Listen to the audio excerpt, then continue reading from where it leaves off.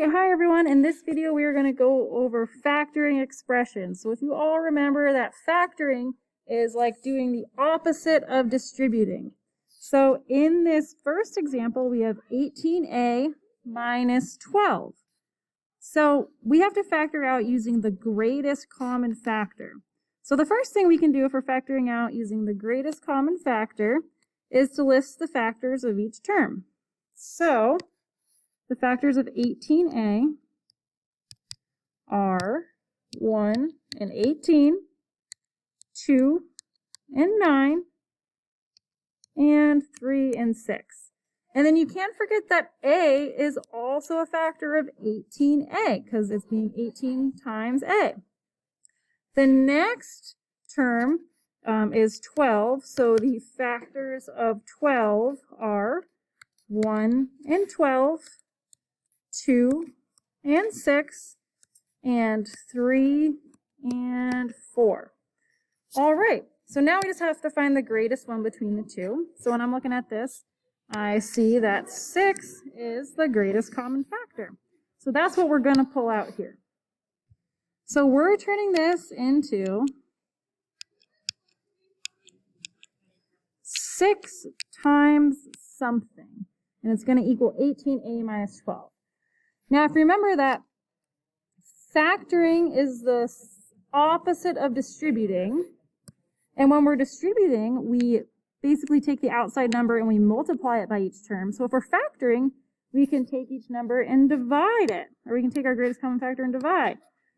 So we can figure out this out by doing 18a divided by 6 would give us 3a, and then negative 12 divided by 6 would be negative 2. And then we can do a quick double check on this just to make sure if we distribute this, we get what we started with. So 6 times 3a is 18a, and then 6 times negative 2 is our negative 12. So we did it correctly. So this is our final answer, 6 times 3a minus 2. Alrighty, let's go to the next one. So in this one, we are factoring, they're telling us what to factor out. So we don't have to figure out the greatest common factor, which is pretty nice. So we are factoring out negative 3/4 out of 3/2 x minus 9/4 y. So let's write, I'm just going to rewrite this.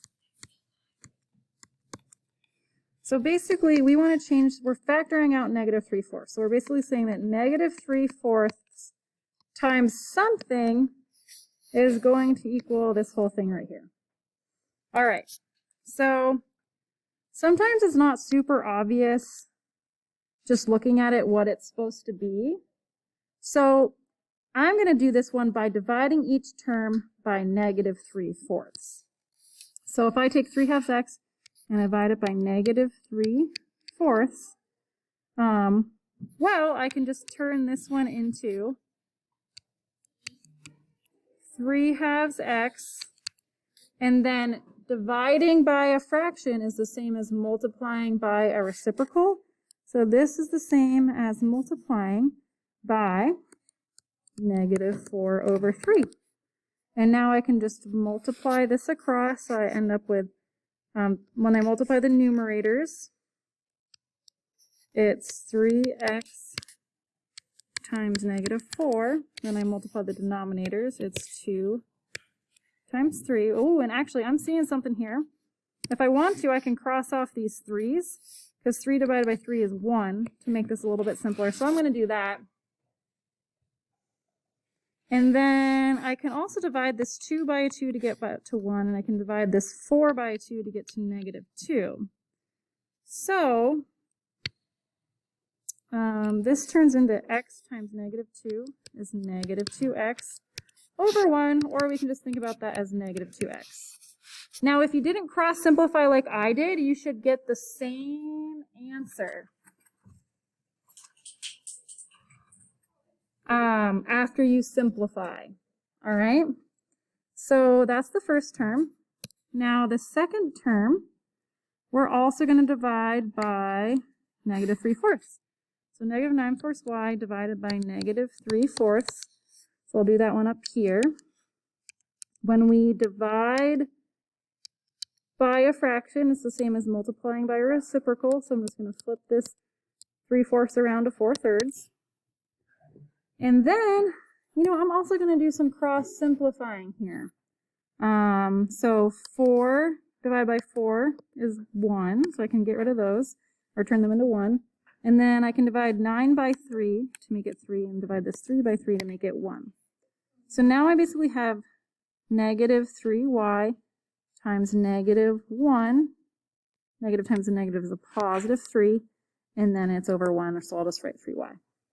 So when I put this all together, it turns into negative 2x, and then we have a positive 3y, so it'd be a plus 3y. All right, so that's the answer. And we can do a quick double check to redistribute this to make sure it's correct. So if I do that, if I do negative 3/4 times negative 2x, whoops, oh my gosh, what's happening here? Well, you could, I'm sorry, my computer's kind of getting mixed up here. But you could redistribute this and simplify to make sure you got the right answer. And this is jumping around here, so I'm just going to cut it short.